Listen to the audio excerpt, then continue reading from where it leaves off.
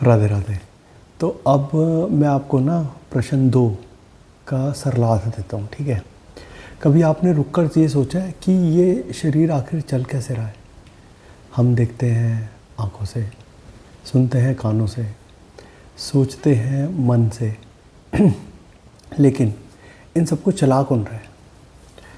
यही सवाल है प्रश्नोपनिषद का दूसरा प्रश्न।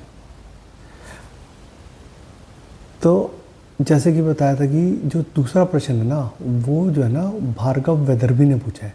और वो प्रश्न पूछते हैं कि हे भगवान, इस शरीर को कितने देवता संभालते हैं, कौन इसे प्रकाशित करते हैं, और उनमें सबसे श्रेष्ठ कौन है जो भी शरीर को चला रहे हैं।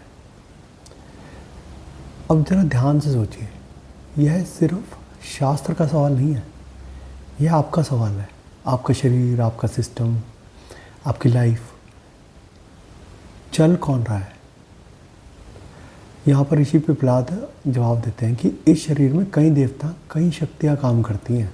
वाणी बोलने की शक्ति, आँख देखने की शक्ति, कान सुनने की शक्ति, मन सोचने की शक्ति, और अग्नि, जल, पृथ्वी, आकाश, सबका अपना अपना रोल है। ऐसा नहीं कि कोई एक देवता इसको चला रहा है। लेकिन यहाँ एक बड़ी इंटरेस्टिंग बात होती है। हर शक्ति सोचती है कि मैं सबसे महत्वपूर्ण हूँ। आँख कहते हैं मेरे बिना कुछ नहीं है, कान कहते हैं मेरे बिना कुछ नहीं है, मन कहता है मैं ही सब कुछ हूँ।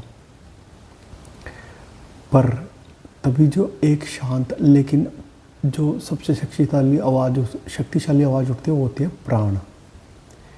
प्राण कहता है कि तुम सब अपने आप को बड़ा समझ रहे हो, लेकिन असली शक्ति मैं हूँ। बाकी सब मानने को तैयार नहीं होते। तो प्राण क्या कहता है, वो शरीर से बाहर जाने लगता है।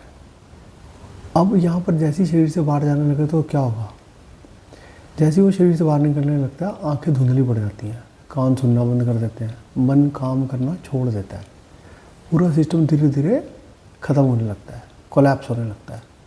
तभी सबको ये समझ में आता है कि हम सब कुछ भी नहीं है, हम सब प्राण के ऊपर ही डिपेंडेंट है। और इसको आज की लैंग्वेज में अगर समझना चाहते हो ना, तो तुम्हारा शरीर जो है एक कंपनी है। आँख कैमरा है, कान माइक्रोफोन है, जो दिमाग है वो प्रोसेसर है। लेकिन अगर इलेक्ट्रिसिटी नहीं है ना, तो सब कुछ बंद हो जाएगा। यहाँ इलेक्ट्रिसिटी क्या है? यहाँ पे इलेक्ट्रिसिटी जो है वो प्राण है। उपनिषद यहाँ पे बहुत सीधी सी बात बोलता है कि तुम्हारे पास अगर स्किल हो सकते हैं, ज्ञान हो सकता है, रिसोर्स हो सकते हैं, लेकिन अगर तुम्हारे अंदर एनर्जी नहीं है तो कुछ भी काम नहीं करेगा। समझे? अब खुद से पूछो, क्या मैं सिर्फ शरीर को संभाल रहा हूँ या अपनी प्राण शक्ति को भी समझ रहा हूँ? अब सबसे बड़ा यह जो सवाल आता है कि अगर प्राण इतना ही ताकतवर और शक्तिशाली है तो प्राण आता कहाँ से है? अगर आप भी इस यात्रा का हिस्सा बनना चाहते हैं ना, तो इस वीडियो को अपने घर के बुजुर्गों तक ज़रूर पहुँचाइए।